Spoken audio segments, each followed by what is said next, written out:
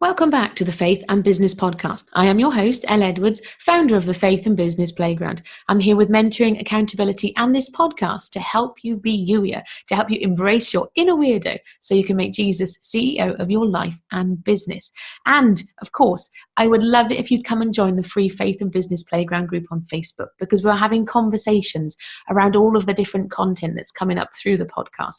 Facebook.com/groups/youier Christian entrepreneur. But I will put a link to that in the show notes. However, let's crack on with today's episode. This episode, I should warn you from the get-go, is one of my favorite topics ever. People listening to this who are long-time listeners, or if you're in the playground on Facebook, you will know already what I'm going to talk about.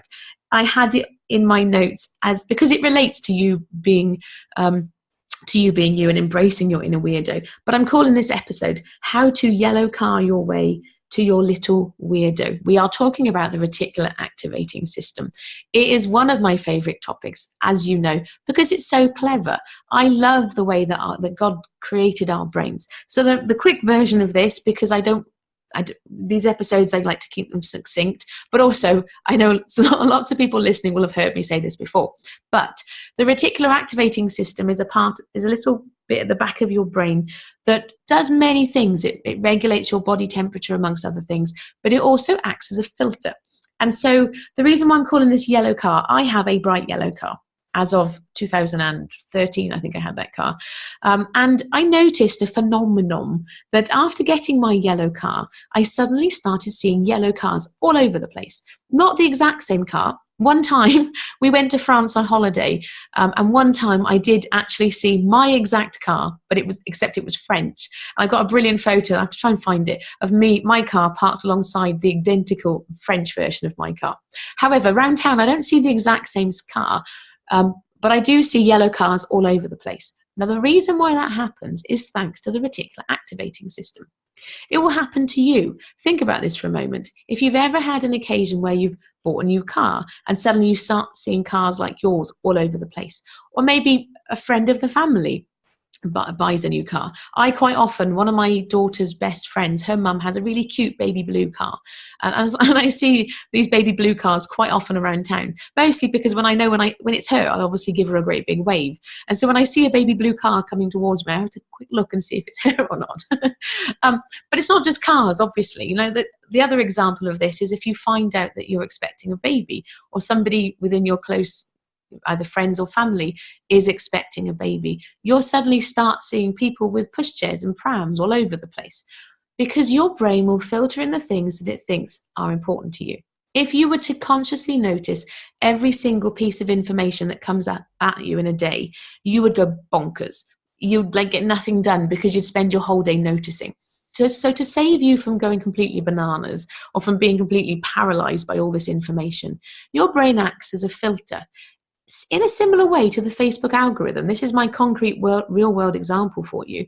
I don't know how many bits of data or how many posts are on Facebook in a day, but Facebook quickly discovered it would be too much. So if it was to show you literally every single piece of content from the pages that you like, the groups that you're in, the people that you're friends with, it would be too much. So instead, Facebook filters what it shows you based on the things that it thinks you like. So the things that you comment on, the things that you interact with like, love and anger and those buttons, the things where you click on links, that signals to the Facebook algorithm that stuff is important to you, and it starts to show you more of the same. That's why my advice to you, as an aside, if you don't like what you're seeing in your Facebook feed, stop clicking on stuff. Consciously start clicking on things that you really want to interact with. That's why the anger button, I really try to avoid using that anger button. And I try to avoid interacting with things that make me cross, because I know otherwise Facebook will show me more of that stuff, and I don't want to see that. So how this works with your brain, how can you signal to your brain what is important? So when you buy a new car or you find out you're pregnant, it becomes this focus of your attention. As this relates to you embracing your little weirdo, or how to find out more about who you are, I want to encourage you to start thinking about and start noticing the things that already make you smile. So I've had conversations before with people about happiness. Now, I maintain that actually day-to-day happiness, contentment, joy, it's not about doing more stuff. It's not about having more holidays. It's not about taking the children to a place that is fun, for example. Instead, it's about noticing what already makes you smile in a day. Because by doing that, your brain will start to work for you. If you can notice what already lights you up, it will signal to your brain, oh, that's important to her. And she will, and your brain will start filtering in more of the same. And so if you can start noticing those little quirks and eccentricities and things that make you you, start noticing what they are. And actually, if you feel so inclined, record them in some way. Take a photograph. I used to have a habit of every time I saw an orange slug of taking a photo of it. I actually haven't seen an orange slug for ages now. I don't know whether they've all died off or whether my brain doesn't think it's important anymore. I do keep mentioning it on the podcast to try and signal to my brain that, yes, please, orange slugs are still important to me, but to no avail thus far. But if you can record it in some way, like note it in your notebook or do something concrete, because that concrete action is another way of signaling to your brain that that stuff is important to you. And all these little things, they go together to make a difference. They will make you smile more, but they will also help you as you figure out, who is this person that God made me to be? And as ever, there's that reminder as well. Ask God to show you. You will notice things and get those nudges from God, and you might be going about your day, and thanks to the Holy Spirit, you'll get those nudges of what those things are.